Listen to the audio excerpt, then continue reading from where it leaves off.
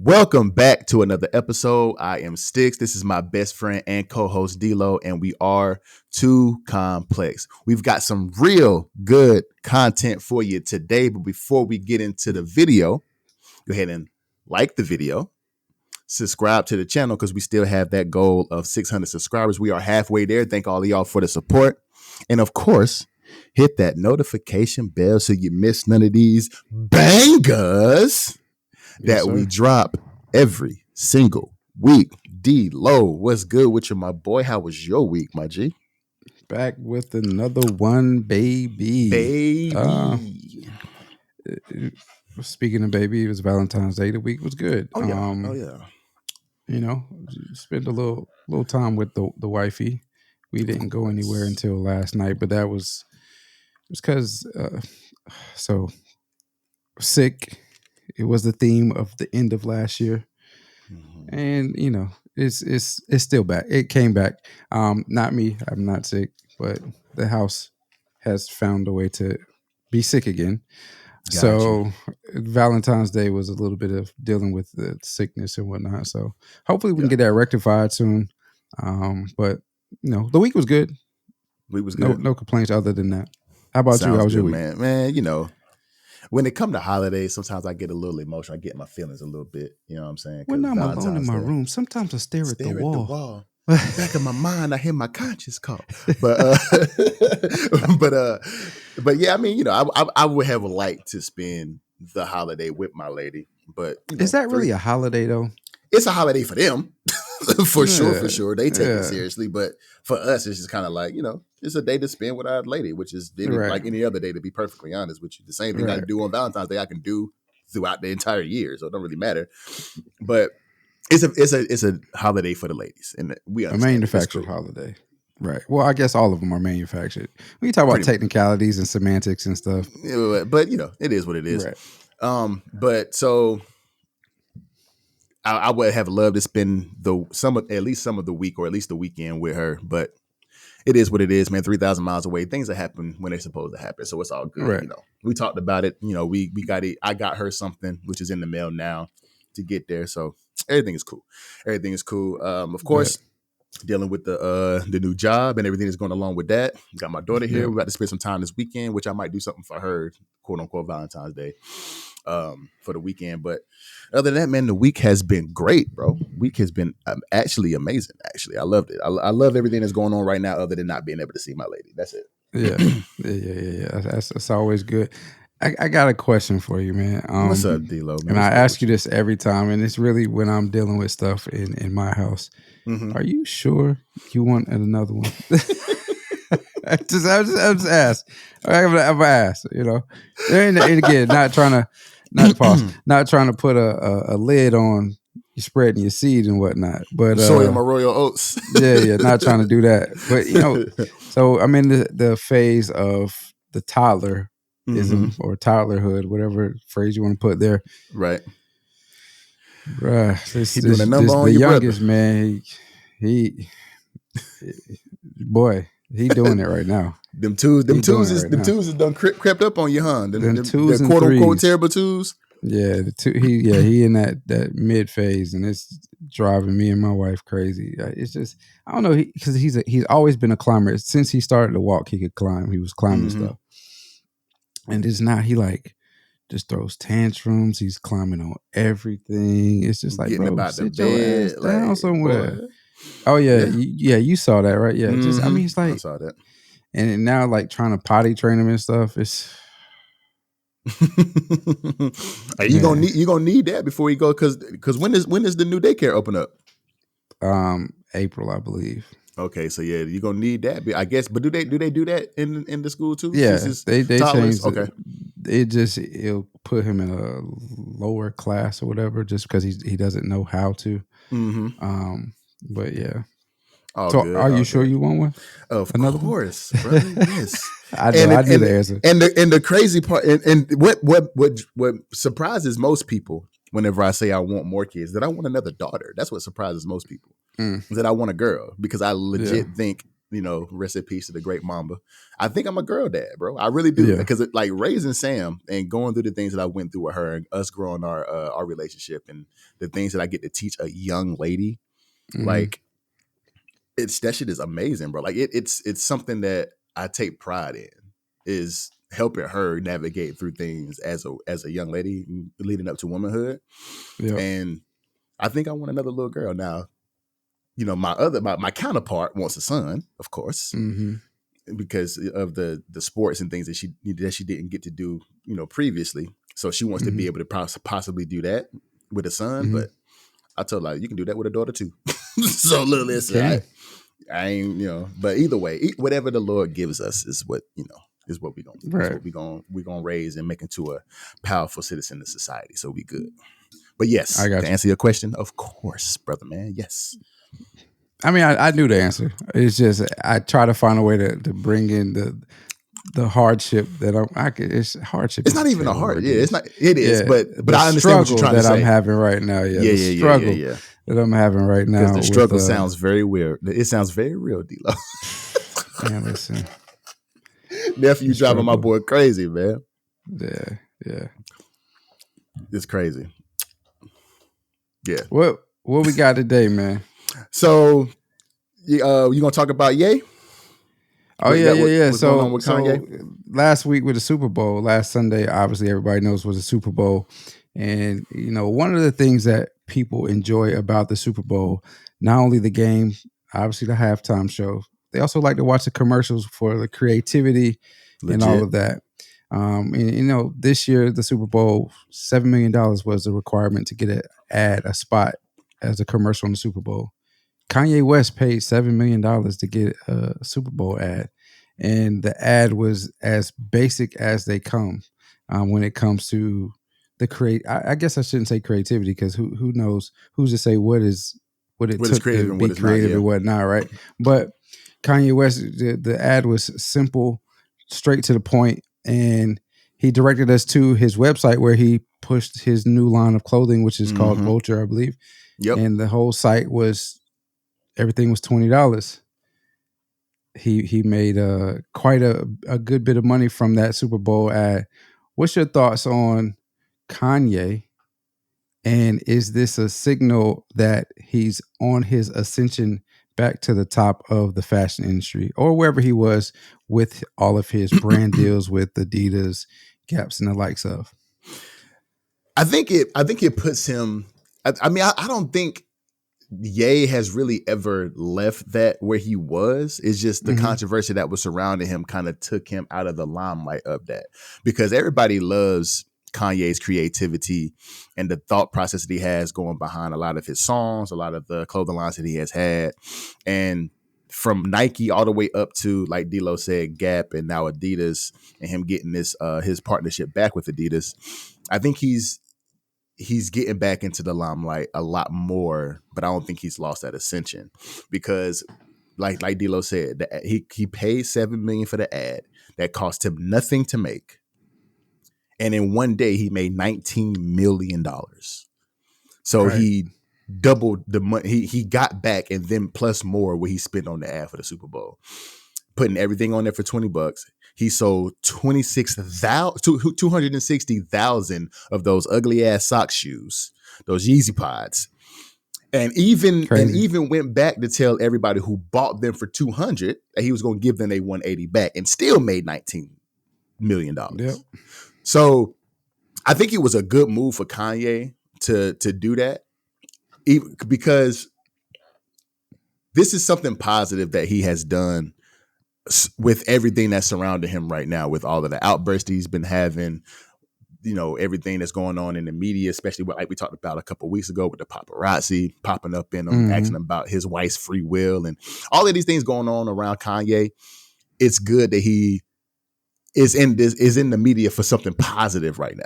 And this is what he needs, especially with him having an album about to drop too here very, very soon. Like he needed this. What you think about his ascension back to, well, his something positive about Kanye being in the limelight right now? Yeah, I mean, I think it is his ascension back. He is ascending back to where he was, at least where he was with when he had his deals with Adidas, which was the most significant one that reportedly removed his billionaire status. Yeah. For me, the saying, "Oh, it goes, if I can make $1 million, even if I lose it, I know how to make it." And this is this is the realm in which Kanye is in. He's made millions upon millions of dollars. As I just mentioned, was considered a billionaire, and then lost it because of one, to his own doing, but he lost that money. But because of the rooms that he was in, because of his creativity and his ability to produce music, it's given him the ability to learn how to do things outside of just creating music, how to create business. And now he has all of that, and he's used his own brand, which is Kanye, to produce that commercial, which again, like you said, cost him nothing to do, paid $7 million for it, and he was able to profit off of that. And so I think like Kanye is great to see that for a change is something positive coming out about him, as of lately. And hopefully it continues. It's just the start and continue to be a streak for him of positive.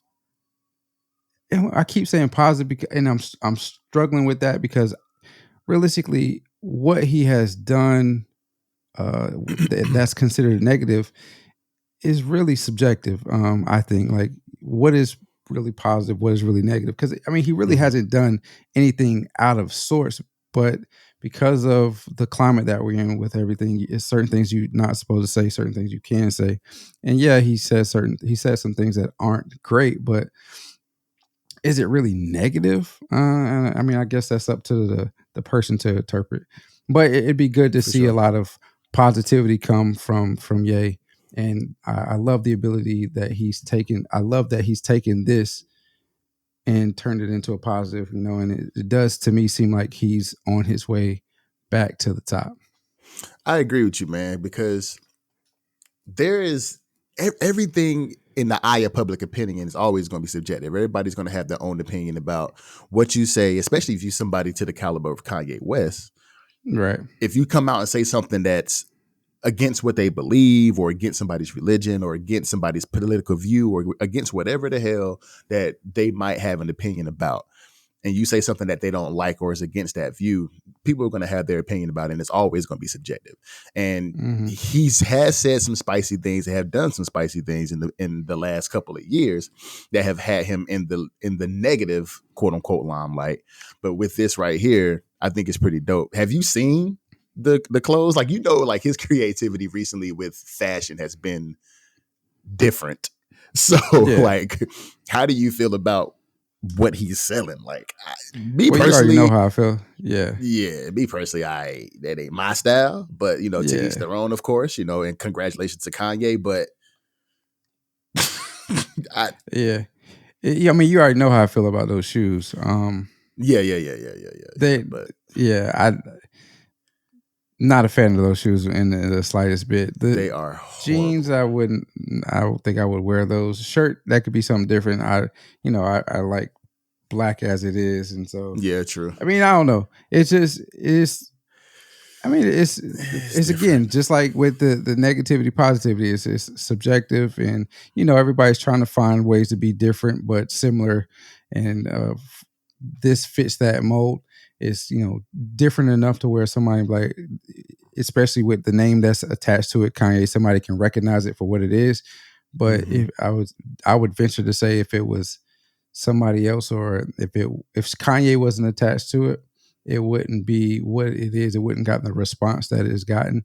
But because it's Kanye, because it can be seen as exclusive, because it can potentially be resold for much more than the $20 that somebody purchased it for, then that gives it value, that gives it the brand recognition, that gives it the status that it needs to in order to be what it is. I also want to say that I went on record when he originally came out with those shoes and said what happened to him, saying that he wanted to keep things affordable, and now he's out here charging people $200 for a pair of socks.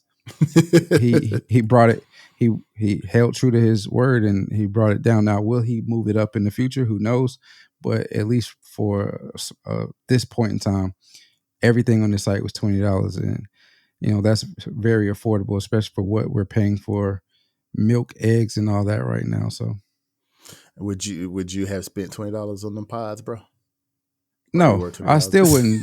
I still wouldn't spend 20. I do not. Those no. Those, he needs to. Yeah, not. They're not it, bro. That's not My it. boy, oh boy, is wild.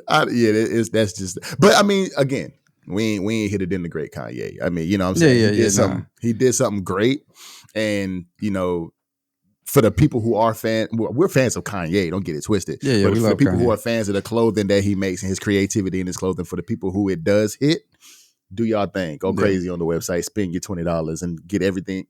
Buy everything on there if you would like to, because you could probably buy all of this for the price of the old price of the Yeezy Pods. So go crazy. Because what he had a t-shirt, he a had long shirt, a couple of t-shirts, jeans, the pods, the shoes. So he had 1, 2, 3, 4, 5, 6 shirts.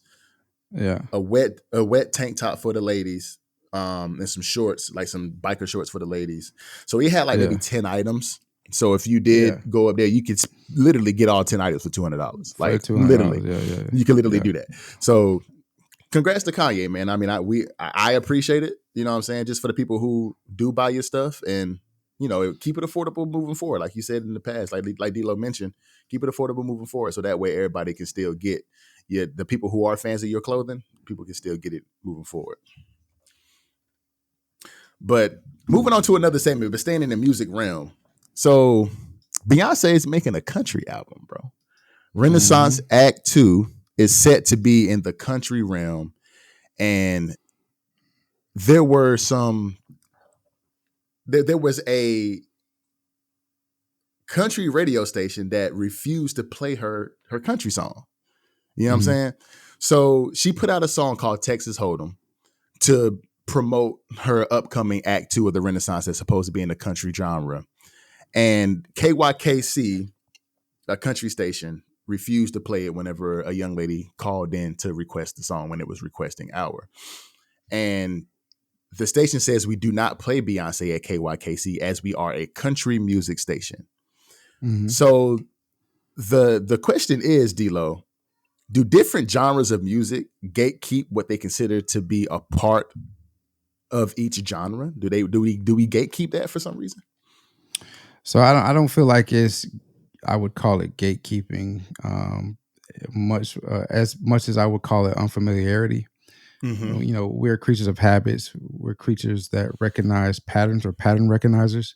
And if something isn't familiar to us, then we run away from it, especially if we didn't go seeking it, or it just pops up on us. We're not really went searching for it, and that goes for all areas of life. So I feel like with this instance per se, because I believe, if I'm wrong, you can correct me. You can correct me if I'm wrong about this.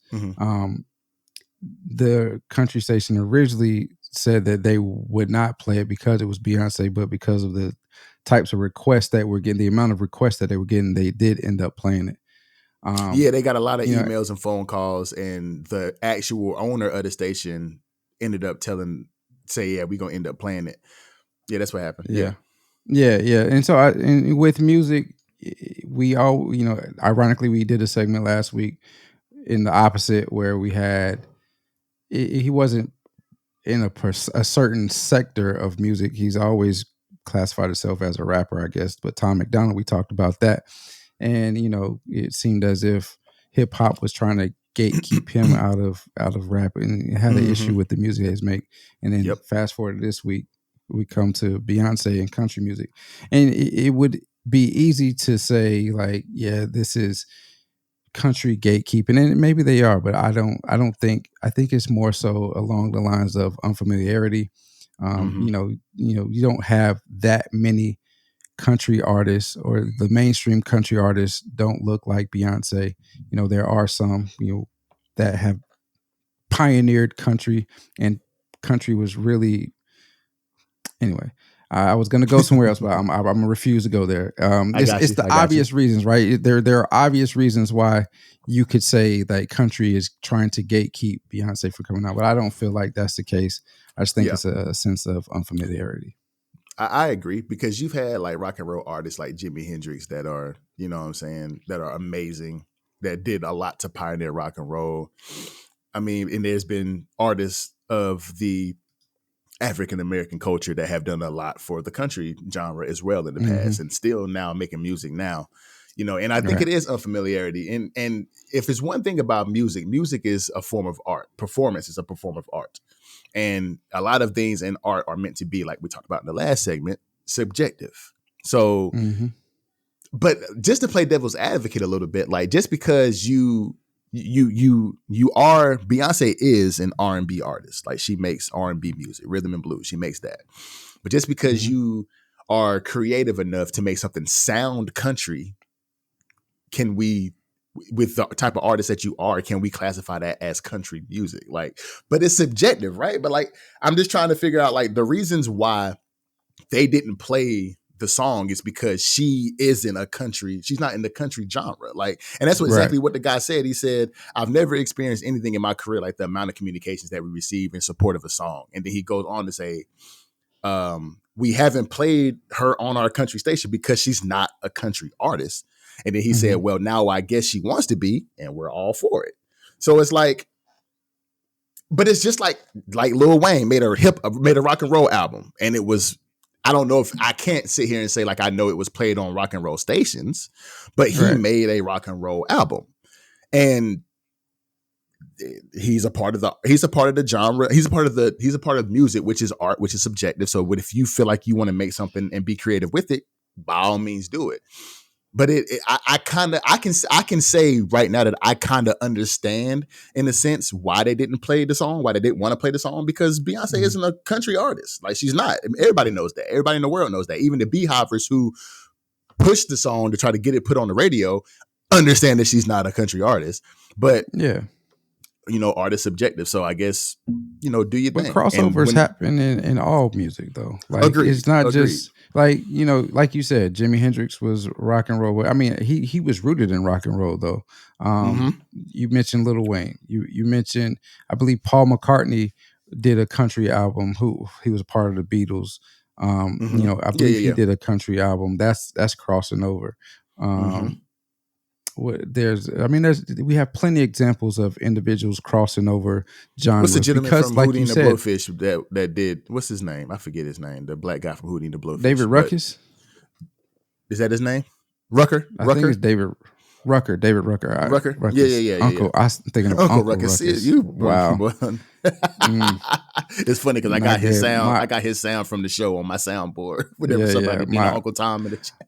Yeah, my apologies. My apologies, David. Yeah, Rucker. But yeah, David Ruffin. Well, where were you going? Yeah, I was going to say David Ruffin. Ain't nobody coming to see you, Otis. Nah, but where were you going to go with that though? With the David Rucker. But no, just because we talked about Jimi Hendrix, who was rooted in rock and roll, but then you have Mr. Rucker, who was rooted in country. You know, but we were talking about, but you were talking about crossover, so I didn't mean to interrupt. Go ahead, finish your statement. No, I'm saying, but there's plenty of examples of artists crossing over the different genres because it is art. You know what I mean? You know, just because you started your career in one avenue doesn't mean that you can't end up in another avenue, or you can't cross over for a bit to, you know, dip your toe in another genre to see if your fans will appreciate that art just as much as they appreciate the art that you've become famous for or become 100%. Well known for. And so I again, it just comes with the unfamiliarity, and there are obvious reasons why this would be unfamiliar to, you know, country fans. Because that's just not what mainstream country is. But that doesn't mean that Beyonce can't do it. And then you already automatically know, like you said, and like we mentioned last week as well, or was it last week we talked about her? No, 2 weeks ago we talked about her. You know, she has a big following. So anything she does, they're going to be a part of that. They're going to make sure that it gets its plays. They're going to make sure that she gets the attention that she gets. And so Mm-hmm. this cannot go, this will not go unnoticed. I believe 100%. her country album, while it's not her typical music, it will do well just because of the type of following that she has in the Beehive. I agree, man, because I'm surprised that it didn't just off of Beyonce alone. I'm surprised that they actually refused to play it, because that would be one of the biggest months of plays and whatever views, whatever you want to call it, however they make their money in radio. They would make the most money probably in that month just by playing Beyonce. People would be calling. They made money off the ads. True. So there you go. So it wouldn't really necessarily be Beyonce that's really pushing. I guess she would be. I don't know how it works in radio, to be perfectly honest with you. So I'm not going to sit here and talk about something I don't know. But she would bring in the most listeners to that radio station in different realms, in different cultures. People will be asking to play that song, to be wanting to hear that song because she's Beyonce. You know what I'm saying? So, I mean, shout out to Beyonce, my wife man. Has been singing that mug since. I haven't heard the song yet. I probably should have listened to it. Whatever. Is it? I can't. It's Beyonce. I don't know. I just know the first line of it because that's all the wife has been singing since the song came out. It's like, okay. But I mean, Beyonce's from Texas. You know, Texas is big. Mm-hmm. I mean, in Texas, country is big. So I'm sure she grew up listening to country in some form, if not directly in her household. You know, it's been played around her, even though she was sheltered and nurtured to be who she is today. I'm sure she still was around country quite a bit. And so, you know, like we said last week, or like you said, you know, who's to say what is hip hop? Who's to say what exactly is country? So if she wants to do a country album, let her do a country album. Yeah, we can have this conversation all day because we having a conversation in our comment section right now with the Tom McDonald. You know, who's to say, who's the gatekeep? Who's to say what is what? Because everything is subjective. Art is art. You know what I'm saying? So shout out to Beyonce for putting for bringing the country, you know what I'm saying, from the R&B community and doing your thing and go crazy, man, because the world is going to love it regardless because it's you. So shout out to you, Beyonce. Yeah. Still sticking with music, a slightly different topic. Logic last week made a little bit of news for his interaction with his dad, where he told him like the reasons why he couldn't purchase him $1 million home. And wait, is this yours? This is yours, actually. My fault. Keep going. You doing a good job. I apologize, my brother. I was going wrong with it. You know I'm an ad lib on that, but I was going wrong with it, my G. I apologize, my brother. Damn. I was going wrong with it. I'm not going to take your shine. Go ahead. You good, bro. But just like yeah. So you know, you catch yourself sometimes. It's like, wait a minute. It's all good, I'm speeding. Let me slow down before I get a ticket. Boy, that boy got that lead foot, boy, I tell you. But just like D-Lo was saying, man, Logic is in, you know, just to keep it with a little bit of a conversation around this, man, because him and his dad have had a strained relationship since, you know, the beginning of time. I mean, I guess you can say, because he is in supposedly our community, and I mean, he has that in him, but they've had a strained relationship. And here recently, he was on he did an interview with his dad where they were talking about what he's responsible for when it comes to being the breadwinner of the family and what his family asked for. And here recently, his dad asked him for an $850,000 loan to buy a home for him and the band to stay in, you know, to make their music, be creative, and to have the home for the band. And Logic refused. And he gave a bunch of different reasons as to why he refused, because of numerous times in the past where he's given family members money that they did nothing with and that they just blew through. And he's just basically tired of doing it. So my question to you is, D-Lo, do you have an obligation when you come into money to take care of family? Do you have that? Is that an obligation when you come into money? What you think? I don't think there is an obligation to take care of your family when you come into money, but I would like to hope that if your family, especially your mother and father, your parents, did right by you by raising you as best they could, by instilling values into you, by nurturing you, Mm-hmm. sacrificing for you, that you would show them some form of appreciation. Now, that doesn't have to be giving them money or buying them homes, what we typically see with some of our Mm-hmm. athletes and entertainers when they first come into money. They repay their mother and father, some of their Mm-hmm. family members, by buying them different things. It could be experiences that you grant, that you give them, sending them somewhere else for a little bit, not necessarily Right. purchasing them a home or a car. So I would hope that would be the case. But if you are a parent that has not been a part of that child's life as they grew up, or it doesn't have a good relationship, you shouldn't feel any type of way if they don't buy you anything or they don't grant you any experiences, because you weren't there to build experiences with them as they grew up. So as far as the obligation, I don't think there is an obligation, but if there are individuals that instilled or put into you and help make you who you are today, when you do come into that money, I feel like you should, not should, but there's an expectation. I guess it's complicated. Stay with it. It's Stay complicated. with it. Stay But with no, it. no, Go ahead. it's not an obligation. But if you're a decent human being, then you would probably offer back what they offered you growing up.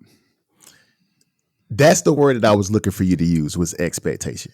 And Yeah. we've talked a couple of times on this podcast about how our community is a very proud community, right? Mm-hmm. And just as a personal situation, right? We've talked a couple of times on the podcast about how I went to the NFL, made a little bit of money, and not nothing crazy like 6-figure numbers. I made a couple $1,000. Just put it that way. And right. I was expected. It was an expectation that I helped my grandmother, who basically raised me, do some things and whatever. Now, just like to D-Lo's point, I consider myself a decent human being. My grandmother raised me, so I already had in my mind that I was going to help her regardless, right? Yeah. I already had in my mind I was going to help her regardless, but the push, not necessarily pushback, but the energy that I received from my family was, you got to do this type shit. Right. You know what I'm saying? Like, it wasn't even my grandma that was even pushing that upon me. It was my family. Like, you got to help grandma, right? I'm like, what do you mean I got to do something? Like, I understand what the expectation is, but don't push that expectation on me, because it's going to piss me off. Like, to be perfectly honest, which is going to make me mad, because you're telling me what I need to do with something that I earned. Right. So to Logic's point, in our community, that I feel like there's a very much an expectation upon you being the one that made it out. And you're being the one that is the breadwinner. You're the one that's successful. You're the one that has all of this money. There's an expectation for you to help the ones in your family that aren't as privileged as you. There's an expectation there, I feel like. And you can tell by the conversation that Logic had with his dad that he did that. He went along with the expectation many times. And now, right now, in this interview with his dad, he's fed up with the shit. And you can tell by his demeanor, you can tell by the way he talks to it, the way he was talking to his dad. Not that he was being disrespectful, but because he previewed it with like, yo, I want to get this off my chest type shit. But you can tell he's tired of being the one that has to do all of these different things. And he laid out, if I got to buy you a house, and I got to buy my sister a house, I got to buy my brother a house, and I got to give him this, and then there's all the mouths in the house, and there's bills and cell phones and this, that, and the third, and it's going to add up to a point where it just gets frustrating, because you're doing all this for people who, from what he was saying, that don't appreciate it, that don't do anything with it. It comes off as unappreciated. And I feel that. I honestly feel that, like, because sometimes there is a lack of appreciation from people who, oh, you got it. I mean, you making millions and millions of dollars. You know what I'm saying? It's like that. Sometimes that comes off that way. So That was the word I was looking for when you said you don't think it's an obligation. You didn't say it off the rip, but throughout your dialogue, you was like, he was like, I was like, nope, stay there, because it is an expectation. Yeah, it's definitely an expectation, but it is not. It should not, and it should not be an obligation. It is an obligation. Right? I agree. Like naturally, somebody took care of you when you were growing up. Now, when you come into whatever it is, you want to share that experience with them. You want to repay them for the things that they did for you, because everybody knows, like, it's widely said, like, a child does not choose to come into this world, but there are sacrifices that are made as a parent when you do have a child. 100%. So you're the life as we know it when we were single, having no real cares in the world, just a few bills here and there. That goes up exponentially when you have a child. And so the sacrifices that are made, if you want to be a good parent, if you care about how your child ends up when they're older, you do a lot of things to instill certain values into them. You do a lot of things to make sure that they have certain experiences and they understand the possibilities that they can get out of life when they get older. And then when they achieve those possibilities, they achieve their goals. A good parent shouldn't really expect anything from them, but they understand that it may come back tenfold, whatever they instilled into you. I mean, that's rooted in biblical, right? You put in what you get out. You reap what you sow. And so if you sow good seeds, good fruit will come from that. You don't necessarily have to expect. You shouldn't expect that, and it's not an obligation. But if you do good things come back to you. So, and that was about to be. So you answered the question before I could even answer it. But my question was going to be, with you knowing me, us being brothers, and all the sacrifices that I've made for that young lady that's back there sleeping in that room, should I expect something from her whenever we get to that point? But of course, the answer is no. Because I don't expect it, because I am what I consider myself as a decent human being. So I'm not going to expect my daughter to do anything. But to your point, with the values and the experience and the memories that we've created throughout the years, and the good that I've done by my daughter, it'll probably come back tenfold, like D-Lo said, because I have instilled in her great values, or at least I've tried to, and I think I have, and me and her mother, not to take anything away from her, but she has been instilled great values. She's had experiences. She knows she can come to me for anything, and it's one of those things where I know I don't expect it. It's not an obligation, but I know it'll come back to me later on down the line, because I know my daughter will take care of me the same way I took care of her growing up.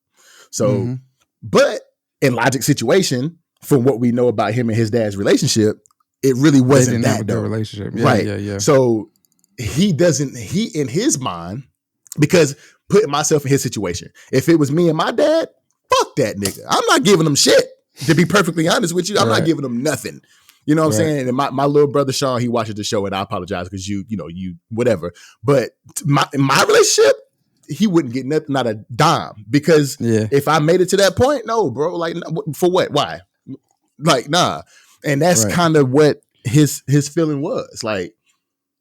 But he was kind enough throughout the years to do some of these things that they asked of him, and now he just frustrated with it, that he keeps getting asked for all of this bread, and he's not seeing anything fruitful come from his giving. You know what I'm saying? Right. So, but I feel that, being in these situations.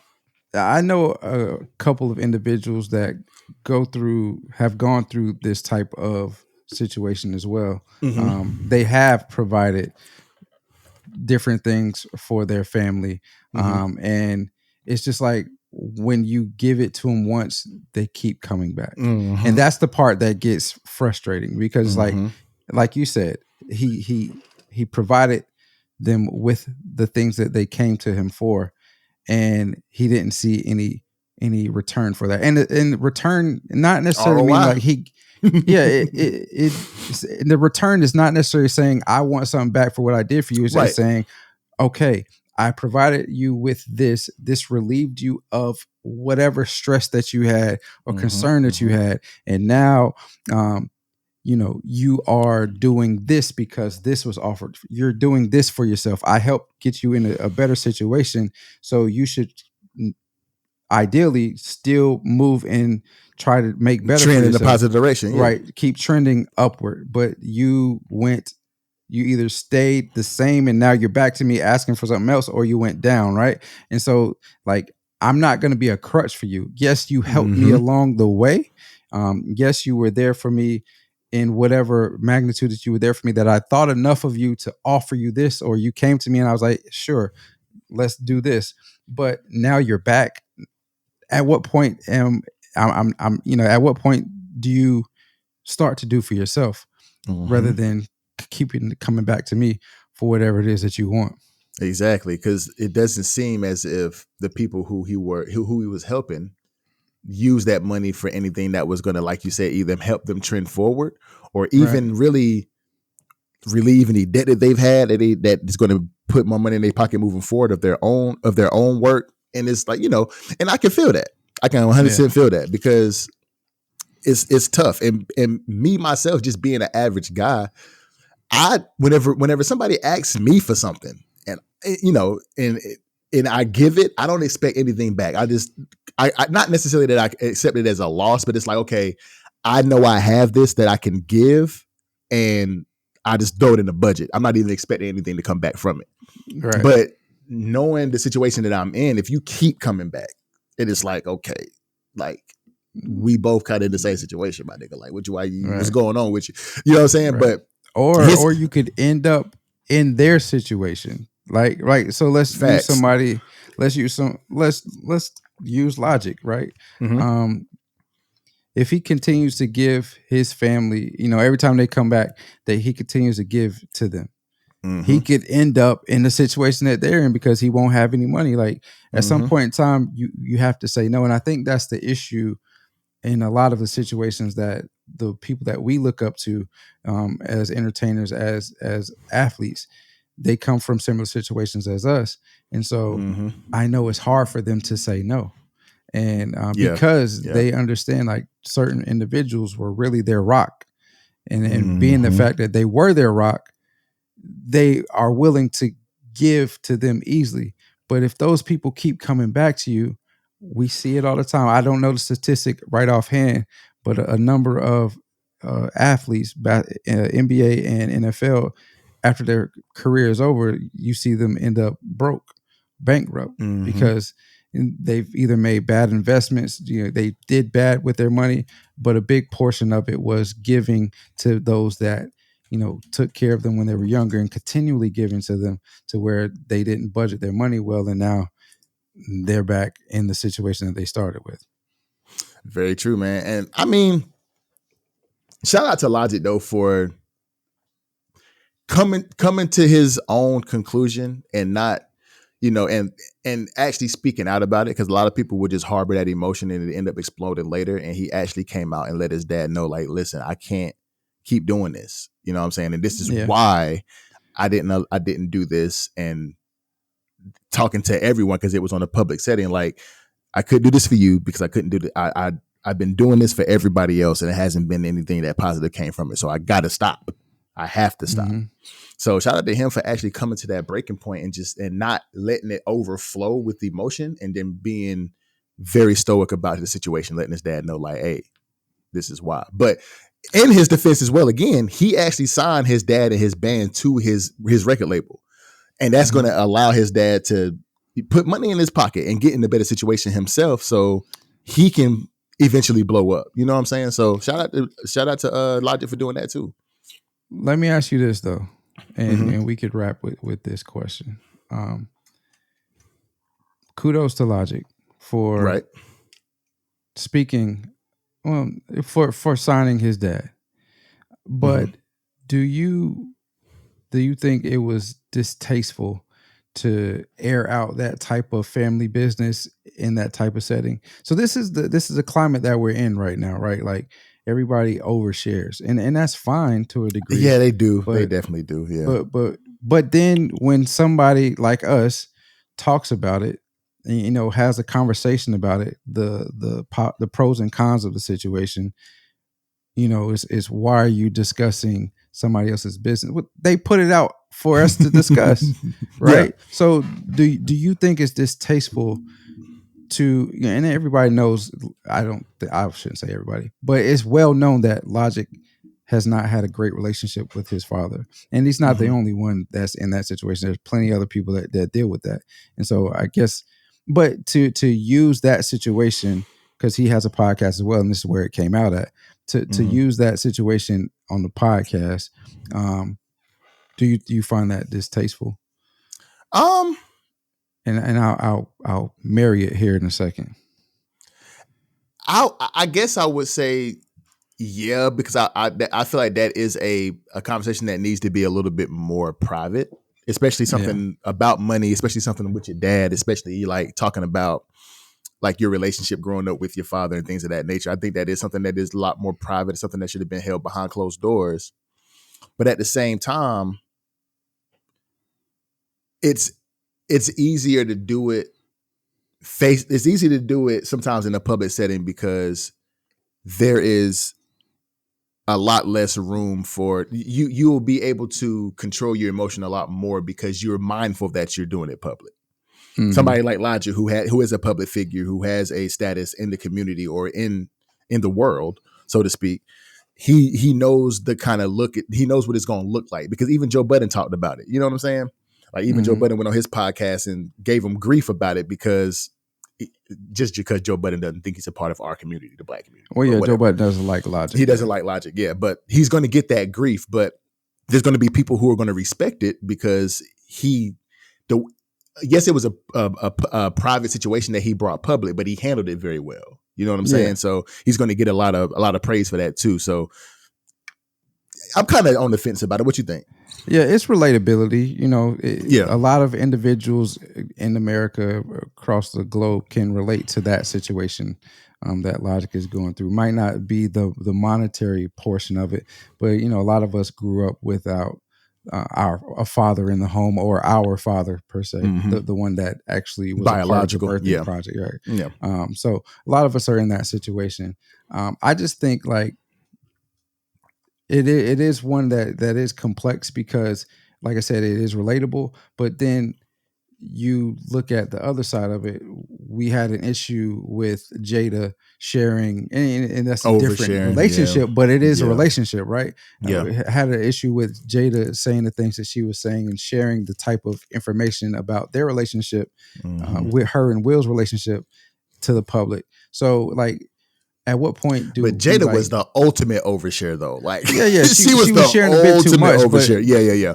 But how different? But it makes sense, though. Because how different is that? And that's the only thing I'm saying is like, could that be seen as distasteful? I don't really think it is, but you can. If you couple it that way, I think I would say that Jada's situation is distasteful. To talk about it so often on her own podcast, to go on different interviews talking about Will, to write a book about the situation, that's distasteful. But a one-off conversation with his dad where he's talking about finances and letting him know exactly what his grievance is, I don't think it's distasteful, but I do agree with you saying that it's probably something that should have been a behind closed doors private conversation. Yeah, you would hope they discuss it behind closed doors first, and then it's like, okay, let's. And the way the interview was done with his dad, it seems as if it was a respectful conversation. They have come to amend with the relationship that they had prior to whenever 100%. They got to the point that they are now.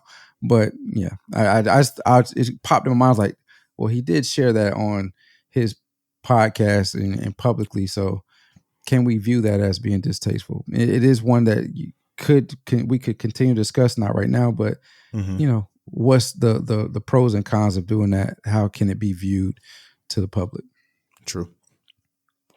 So now it's my turn to lead a segment. Let's get into it, D-Lo. What's on me? All right. It's on you. All right. So the NCAA, the last 20 years or so, has had their battles with the amateur status of the amateur status of the players of the NCAA. You know, recently we just found out that EA Sports will be releasing a new college football game. I'm ready for that, brother. Yeah, me too. I was going to talk to you about that. But we haven't had it for quite some time because of the start of all of this snowball effect of where we are right now. It's been 10 years, right? 2014, right? That's the last one? Yeah. Sorry, go ahead.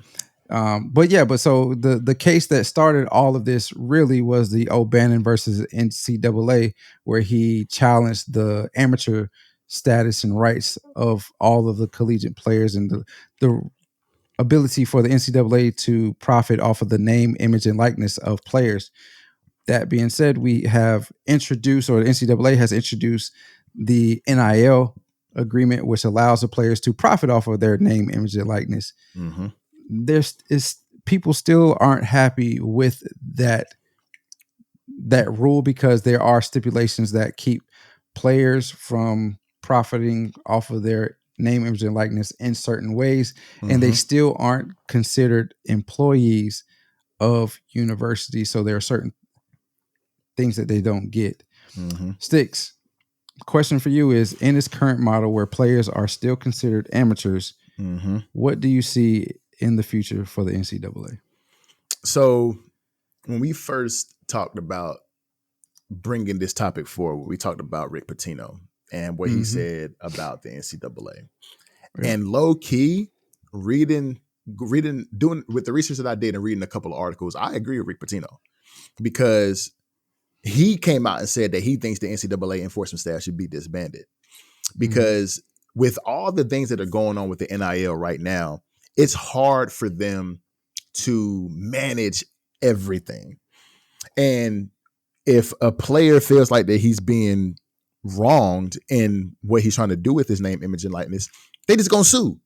And what can the NCAA do? To be perfectly honest with you, it's because if the university and the NCAA is profiting off of my name, and now we have all of these NIL deals going on right now, then you're telling me that I can't make money off of something that you're making money off of my name about. I'm going to take you to court, and I'm going to bring up name, image, and likeness, and I'm going to win that case 9 times out of 10 because they just Rick Pitino said they don't have any value anymore because now, literally, in my opinion, what it feels like, the players have literally all of the control. Like they really do. The players have ultimate control because it's your name, your image, and your likeness that you're presenting to this university that's making money off of you because you're this premier athlete that can bring so much monetization to this university and the NCAA as a whole.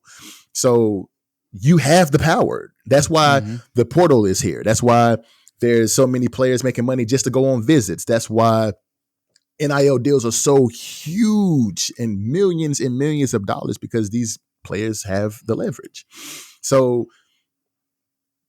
Rick Pitino has a point. And he also said that now it's hard for you to run a successful program because of name, image, and likeness, because of the portal, because you can have a 5-star athlete come to your university.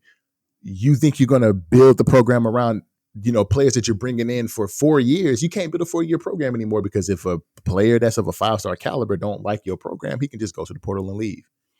So now it's kind of hard for coaches to build programs around, he's at St. John's. He said it's going to be hard to build a program because you got, number one, you got one and done. And number two, you got NIL and the portal.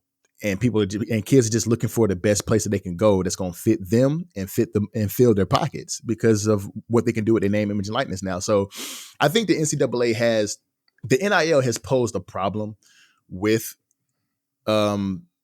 introducing the NIL. And we talked about, which is another point that we made about Dartmouth. We talked a couple of weeks ago about them forming a union. Now Dartmouth has become. We didn't actually talk about it, did we? Well, yeah, we posed the question: should they form a union now? We posed that question in the actual segment. So now Dartmouth is now saying that they're employees of the university, and now they have had first talks about forming a union, which they can talk about pay, they can talk about hours of practice, they can talk about a lot of different things and form it around them to make it susceptible for them. So it's like the NCAA is running into a huge problem with this, bro. Yep. Like, what's your thoughts on it? I mean, I think I see the NCAA being in a completely different model than it currently is, as far as the players not being considered employees, and also the name, image, and likeness rule that is currently in place. I think we'll see something like professional models, and the NCAA will turn into a true developmental league for the NFL. basketball, whatnot. I think basketball and other sports are different because of the ability for players to enter the league way earlier. And when I say way earlier, 19. Baseball is like 16, I think. Um, Basketball is 19.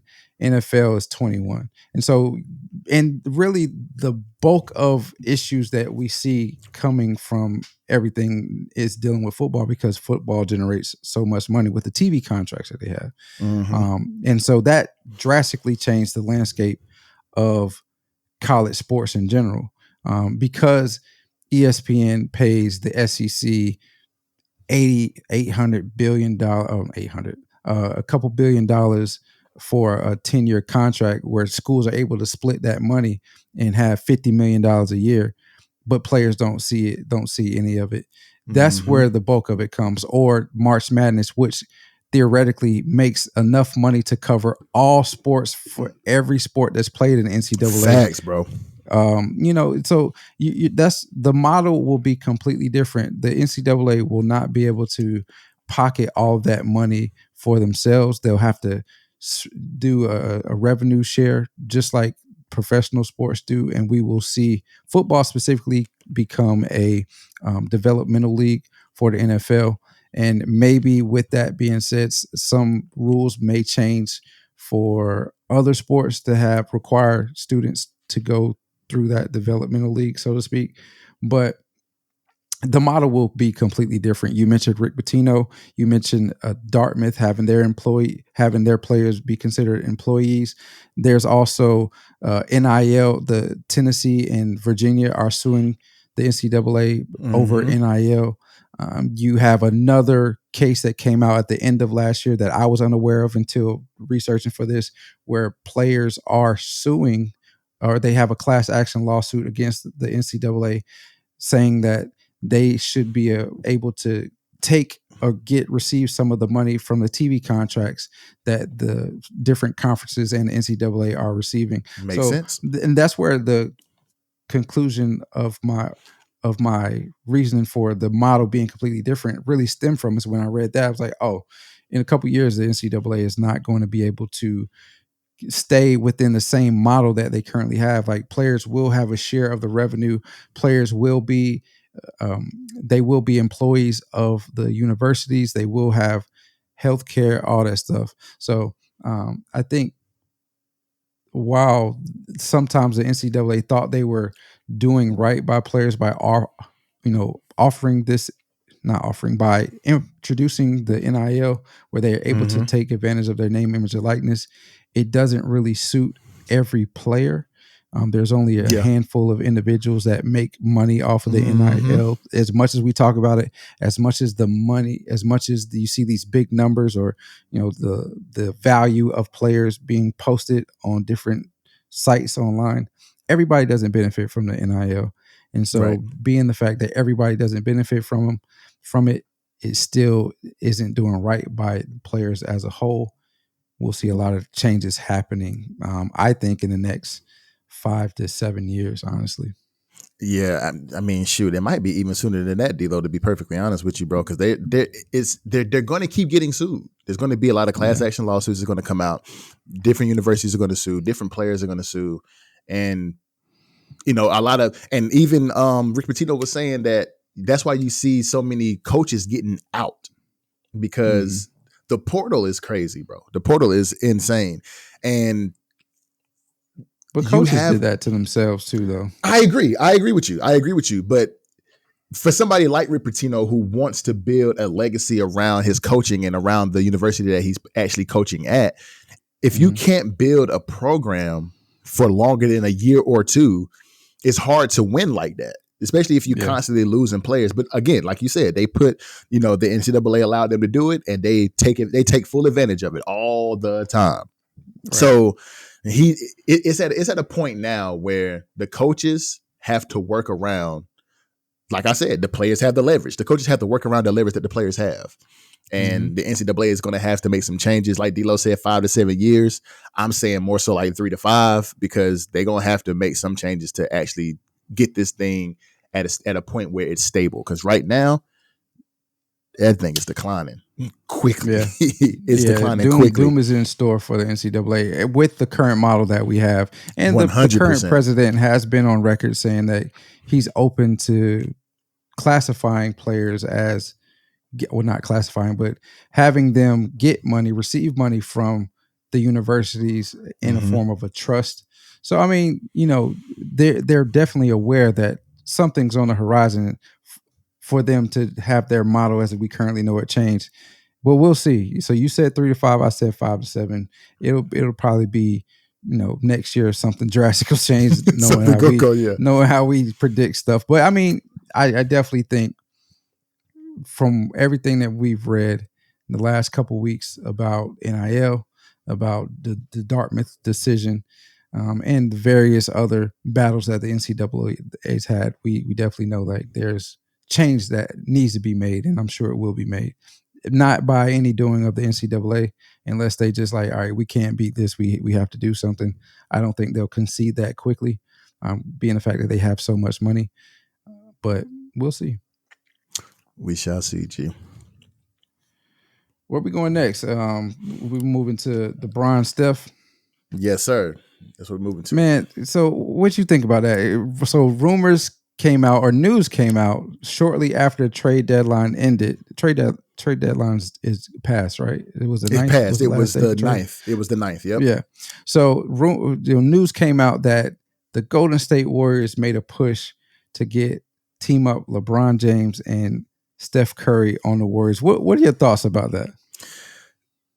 If that would have happened, that would have been crazy. But see, that goes against what LeBron has historically done, because LeBron historically, he will leave a team, play out his full contract, and then leave the next team, play out his full.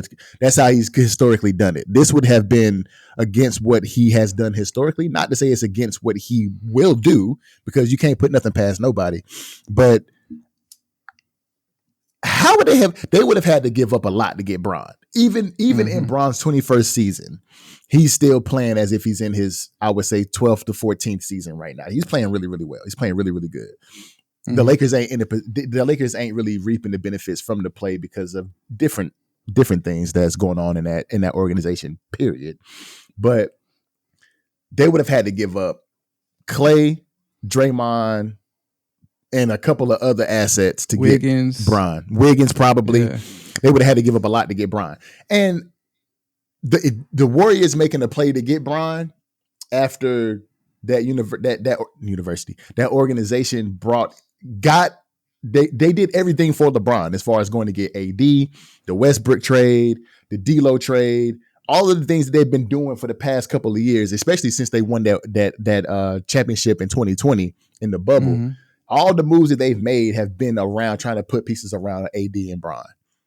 And have they been successful since then? Hell no. I can't say that. They made it to the Western Conference Finals. But it's just, that would have been crazy. I want to know what the offers were on each side. I didn't see that personally in my research. Yeah. But I wanted to know, what if they did make a play to get Bron, what were the offers on each side? Like, okay, you get Bron and we get a million things. Like, what was it? But I think it would have been interesting if it happened, because to see arguably the greatest of all time be beside the greatest shooter and in the conversation for top 10, top 5, top 10, wherever people put him, of all time, that would have been crazy to see. Like, I would have watched, and I would have been, of course I'm a LeBron fan, so wherever he go, I go. So I would have quickly became a Warriors fan in the middle of the season. I don't give a fuck. I don't care. I'm a LeBron fan. I don't care. Y'all can call me bandwagon if you want to, but I am a LeBron fan. So I'm going with him, period.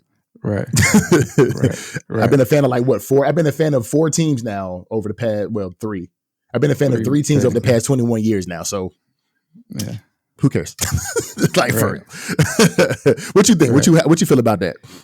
I mean, I think the first reaction is really everybody's reaction is, this ain't real. Like, people trolling. But then looking at the different sources and seeing it at various locations, it turns out to actually have been a thing.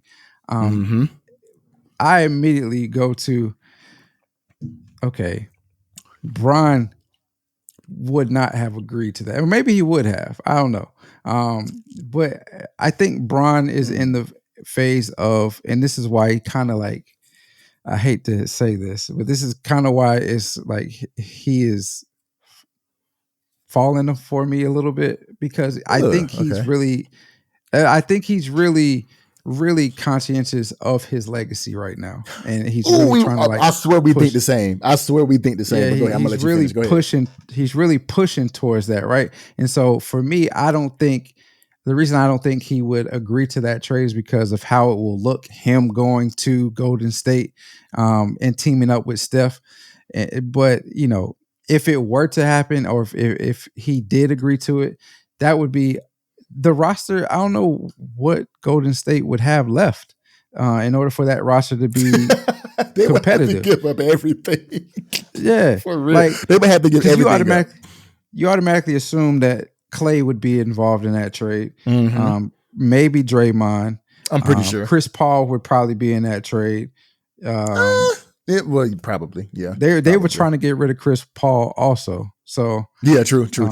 Yeah. So Chris Paul would probably be in that trade, and he has a big enough contract too. So yeah, it just, you know, I love LeBron. I'm like you. Wherever he goes, I go. But I didn't originally think it was like real until I kept looking around. I was like, oh, this is actually real. And then my next reaction was, would he have agreed to that because he's so conscious of what it looks like for his legacy when he does certain things now? And that's why I said I swear we think the same, because my next question to you was going to be, what does that do to his legacy if he was to do that? And yeah, I don't believe, and with that, and that would, in a lot of people's eyes, drop him down a little bit in the GOAT conversation if he was to go. Yeah. But historically, he's other than when he first came in the league, when he was with the Cavs and he didn't have much help around him, but he still made it to the playoffs, still made it to a finals with that team that he had there. And then when he came back to Cleveland and won a championship, granted he had Kyrie, but after Kyrie left, he was still pushing those terrible lineups or that he had around him to numerous finals. Like, he was just going back and forth to the finals. And now in the latter years of his career, now he's with the Lakers, and he has an organization around him that's trying to do the same thing that he did in Miami and put different players around him. But he's historically been with at least one star, other than his second, right, other than his first time other than the beginning of his career, and then the back half of his stint with the second time in Cleveland. He's had stars around him. So this wouldn't be anything that we haven't seen from LeBron before, like leaving and going and teaming up with somebody, with his homeboys.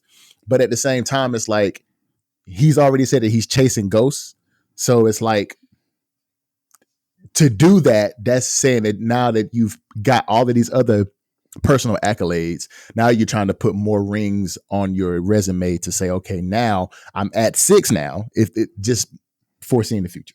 Now I'm at 6 now. Now that I have the same amount as this ghost, and I have more than this ghost, am I now the GOAT? So it's one of those things there.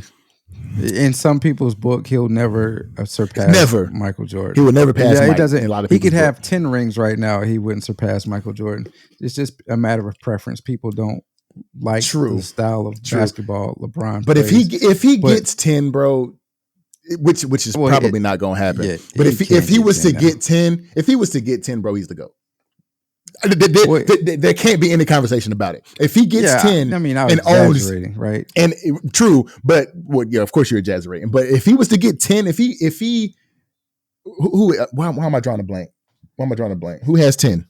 Tell me. I'm drawing a blank. Bill Russell. If he gets 10 rings and has a ring on every finger and is in the top 5 of every statistical category, there's no way you can't say he's the GOAT.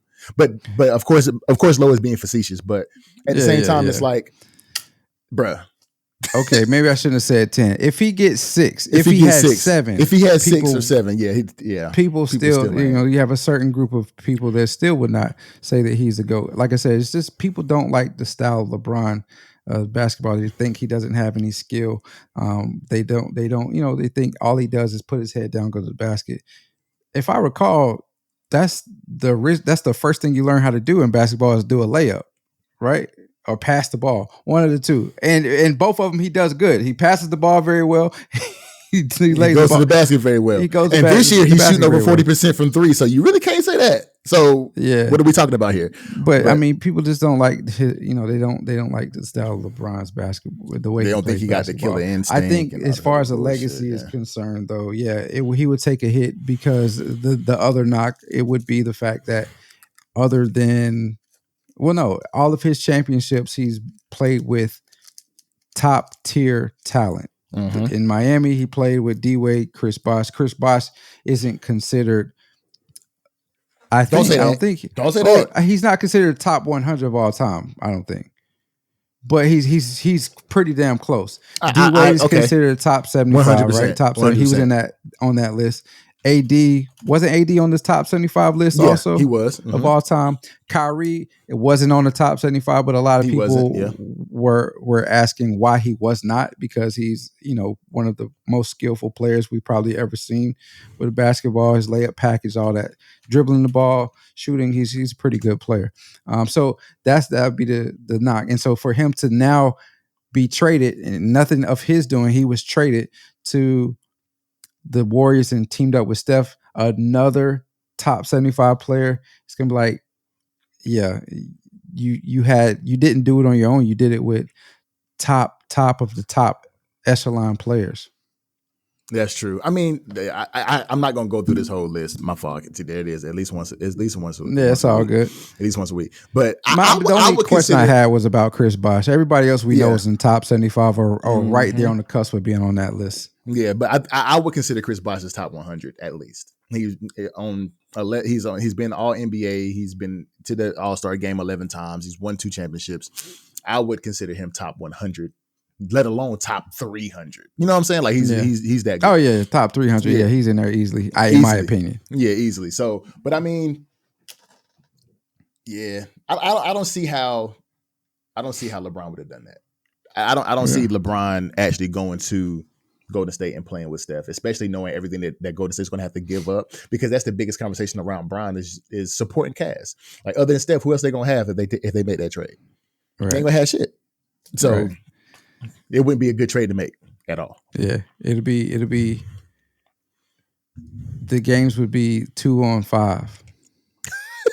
100%. But Kuminga's been playing well.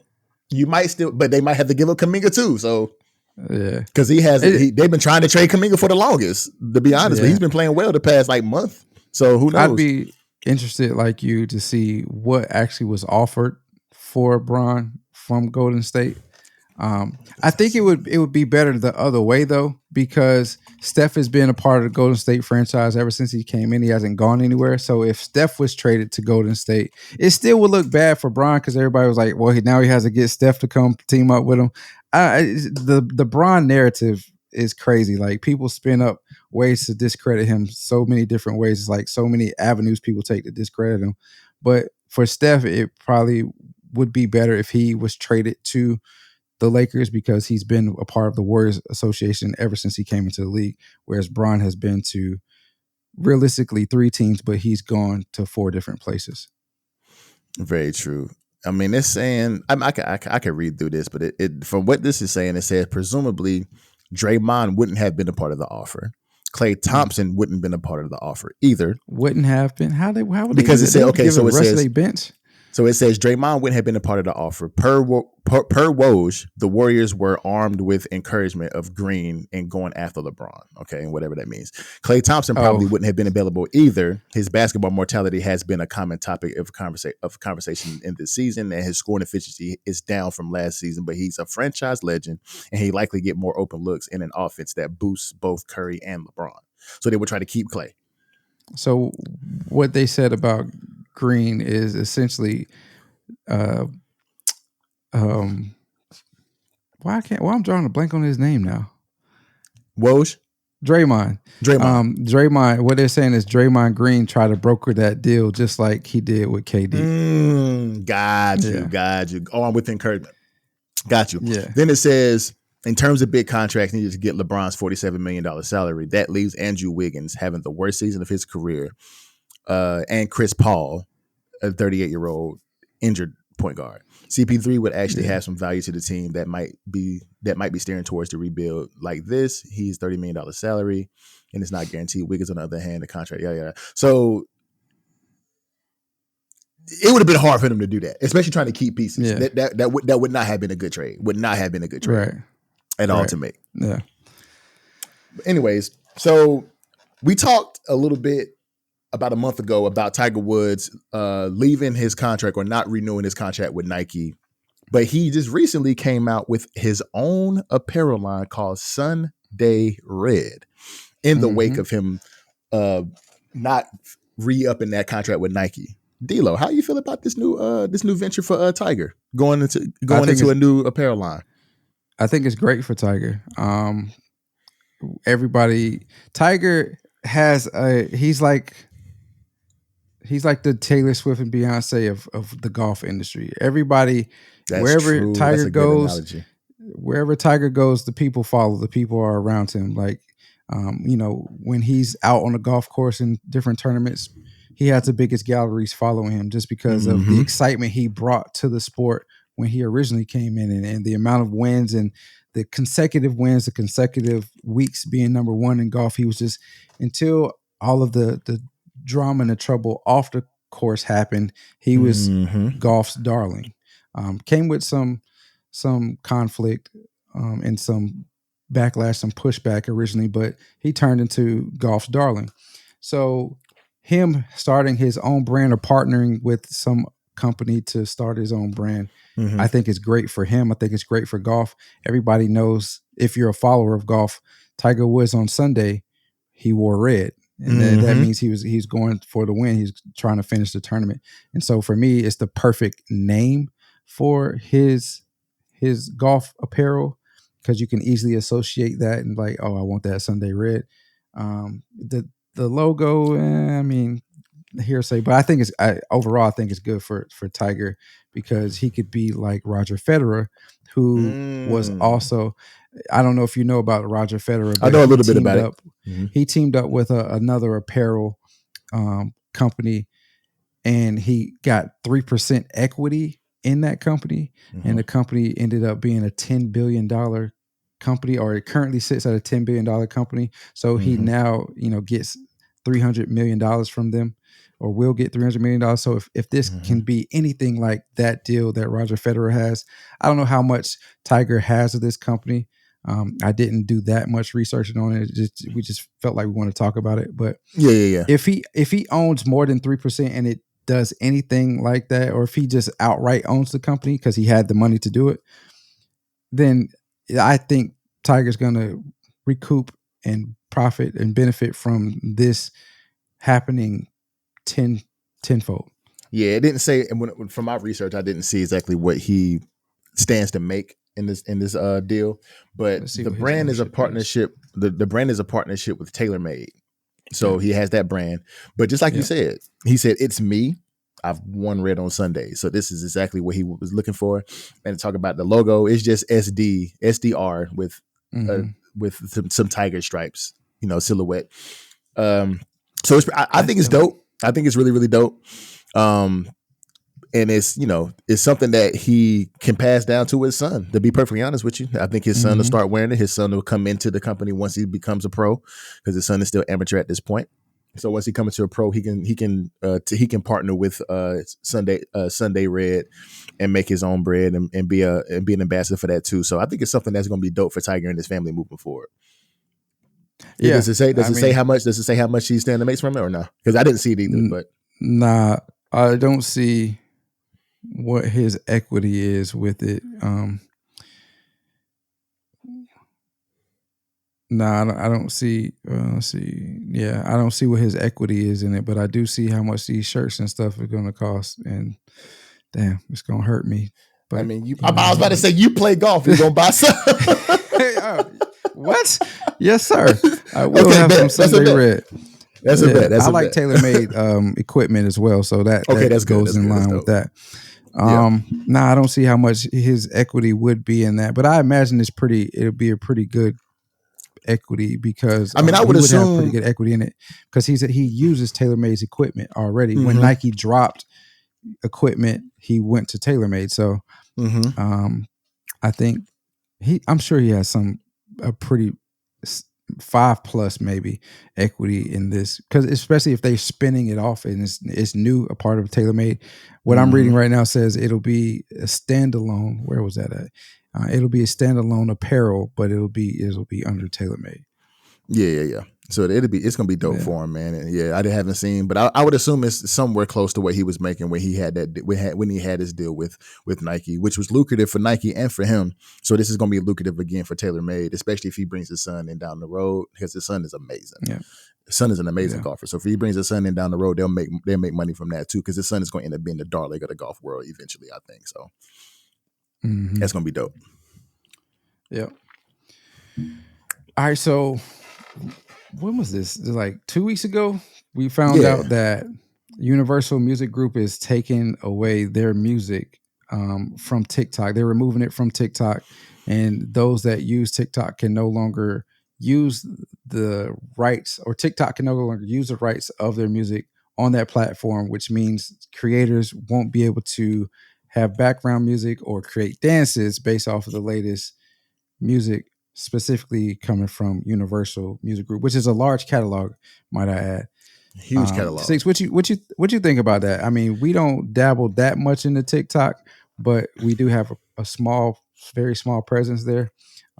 What are your thoughts on Universal removing their music from TikTok and essentially saying, it's a no-go?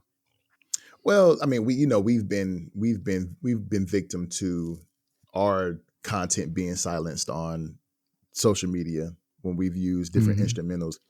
It's drooling. We had we had different instrumentals on our reels and our TikToks as well, being silenced a little bit as far as content and using copyrighted music. So we kind of understand how that goes a little bit, and we don't dabble too much into social media as it is. But trying to get better about it. Trying to get better about it for sure. But I think it's interesting because TikTok, when it comes to Universal Music Group, they're just trying to get TikTok to pay for using their copyrighted product, right?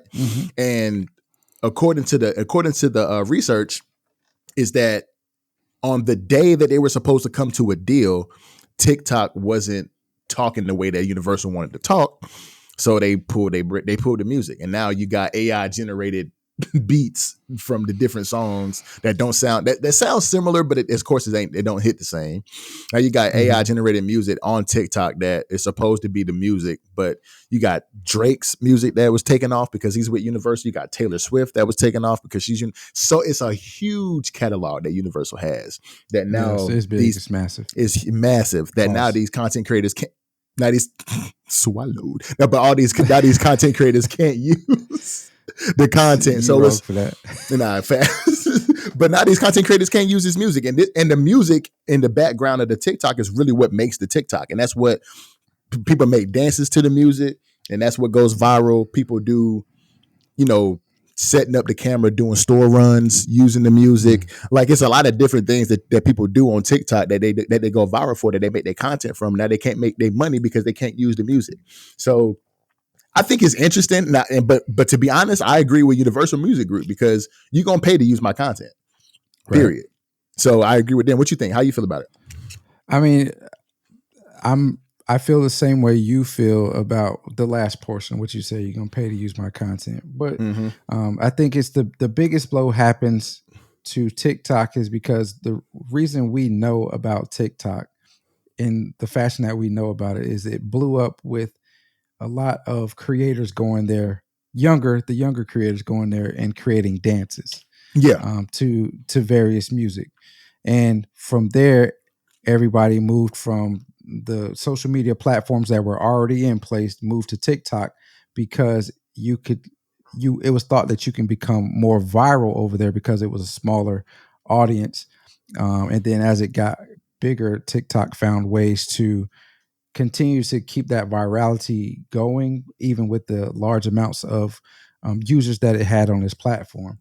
Now that you remove music from it, it takes the original element that drew people to it away, and it makes TikTok less valuable, so to speak, because now you remove the original music that the young crowd was dancing to, making these dances, removes that trend effect, so to speak, unless the AI catches up that well, or sounds that well enough to where you can continue to create those trends on it.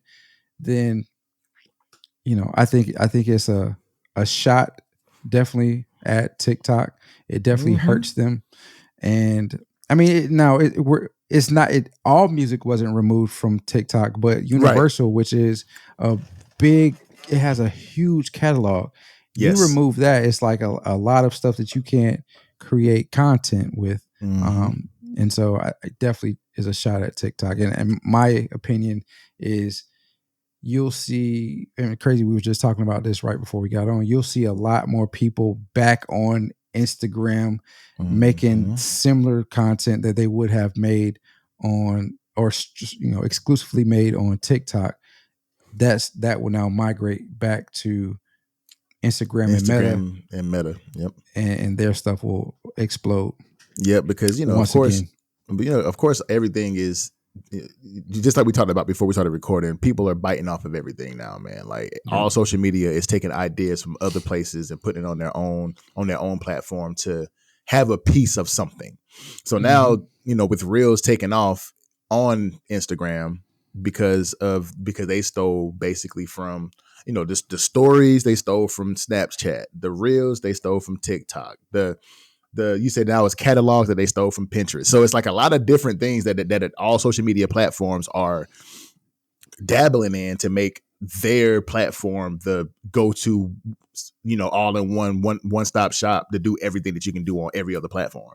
So it's just but so you said that they're gonna migrate back to Instagram. How does Universal Music Group affect Instagram? Like, is there they probably have, Instagram probably manned up and was like, yeah, we got that bread for you, Universal. We got that bread for you. They had the same. They had probably had the same parameters, the same contract, Instagram as they do with TikTok. TikTok. I mean, Instagram, Meta. We'll say Meta because they're the parent company of Instagram. Yeah, they have deep pockets. So, and they probably have long-standing relationships with Universal, where it was just an understanding. Okay, we'll, like you said, we'll sign off on that. Keep the music on our platform. May even, and I don't want. No, I'm not going to say that. I gotta say it now. Go ahead. They may even sway Universal to play hardball with TikTok because it's a direct competitor of Meta. That's a hypothetical. I just want to make that known. But it's business is business. It happens all the time. Yeah, but it's not supposed to. That's why I had to say what I. So True. They may even have done that though. But I definitely see the pendulum swinging back towards Instagram with this move, and it hurts TikTok. Now, that's not to say that in the future Universal won't put their music back on TikTok. They could very well do that in the next month or two. But as of right now, in mid-February, music is not on Universal Music is not on TikTok, and I think it's a big blow for them. Yeah, bro. I think it's a big blow too. I think it's a big blow. But moving on to the last one, D-Lo. This is the one I said was going to be a surprise for you. So you've watched the show, the YouTube show Hot Ones before, right? Yep.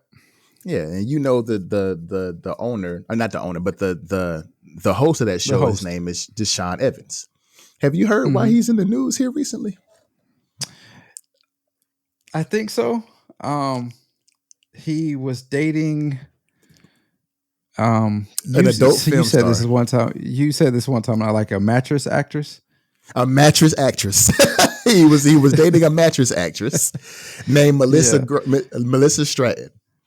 But did you see who trolled him on Instagram? On Twitter? Nah, I didn't. So King Simp himself, Adam22. Oh God. Who is also married to a mattress actress, Lena the Plug.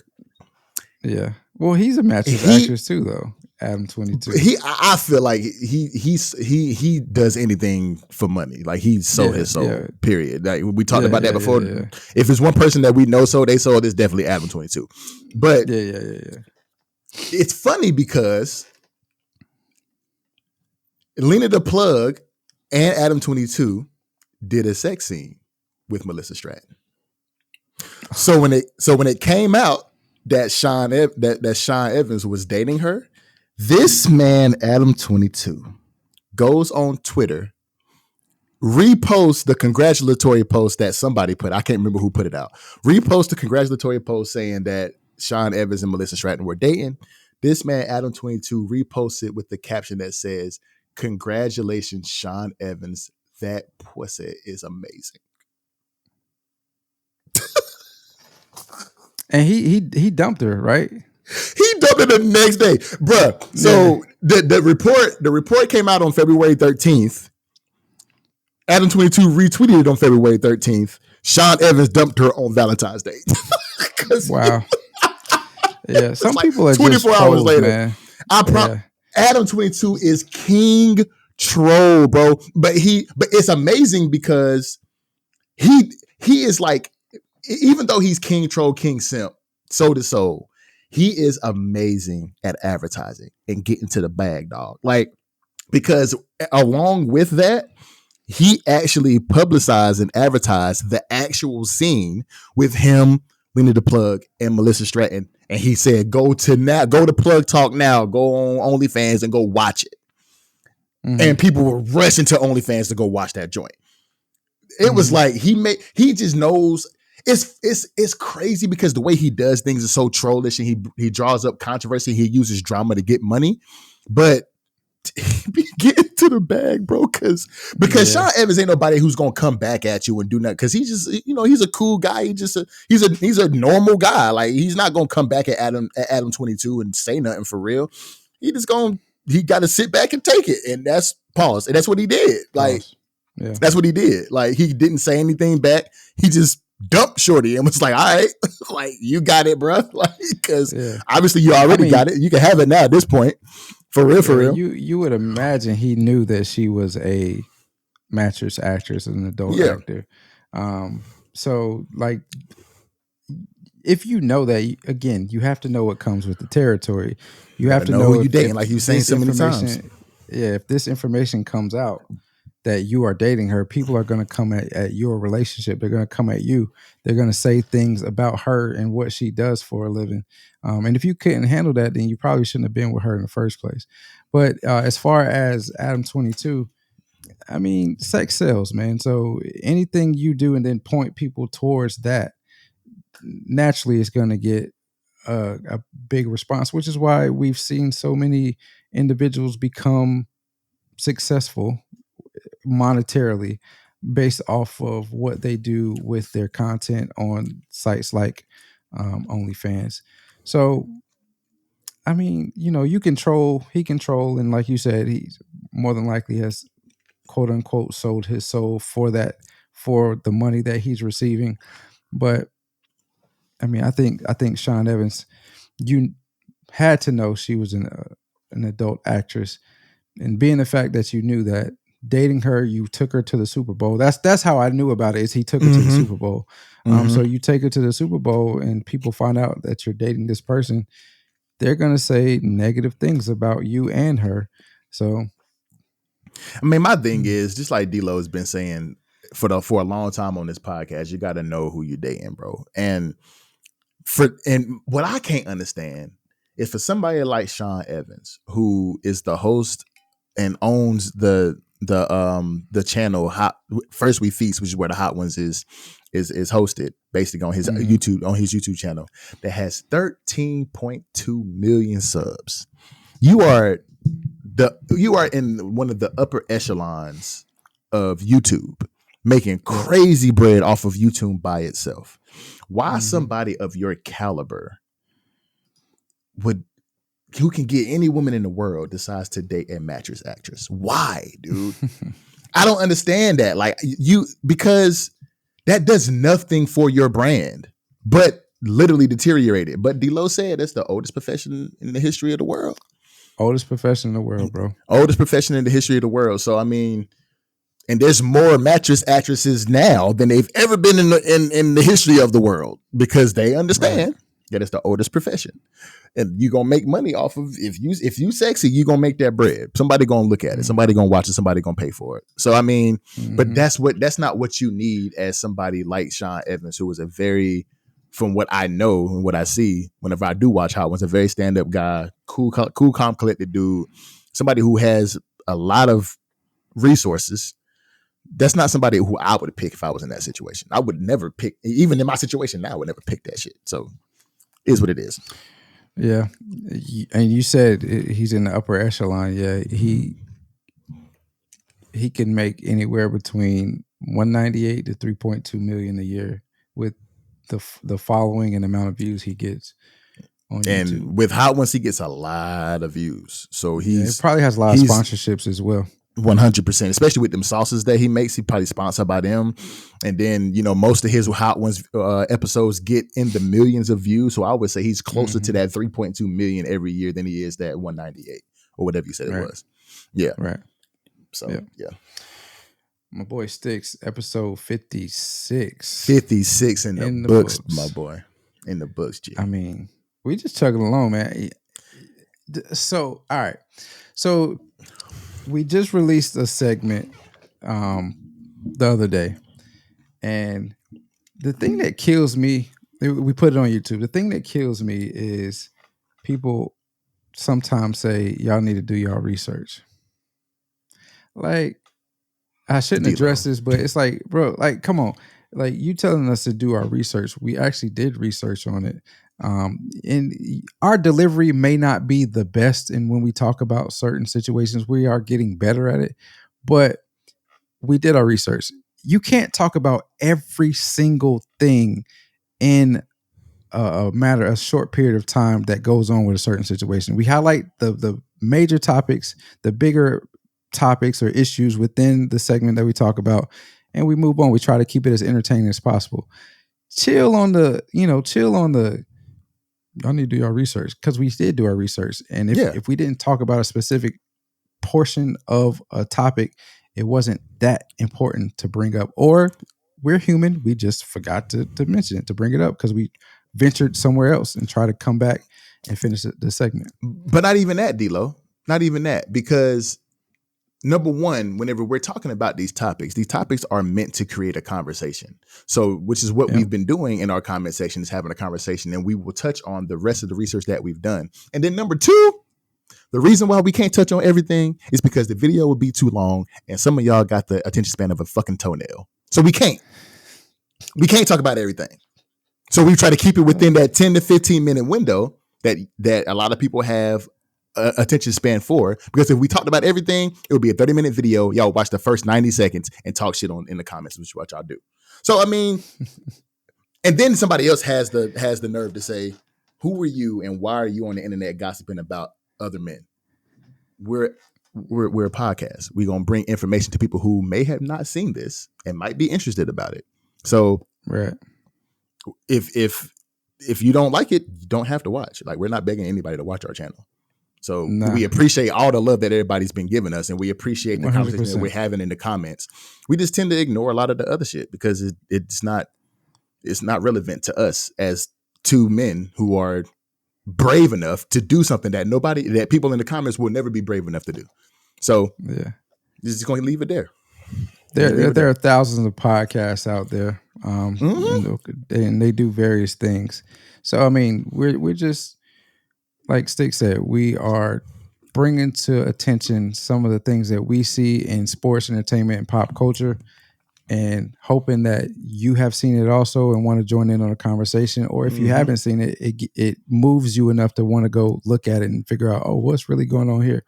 For sure. And they all have a element of complexity to it that's, you could easily, in our eyes anyway, you could easily see both sides of the fence. Now, if you stand hard on either way, then you may not agree with what we talk about. But like you said, we're here to start a discussion. You come here for the discussion. And that's what we're doing. We're discussing the various topics. But anyway, it's a wrap. Thanks for tuning in to Too Complex. Remember that life is too short and oftentimes complex. But when it becomes too complex, don't be afraid to lean on those that you love and help to find simplicity and balance in life. Stay prayed up in this crazy world that we live in.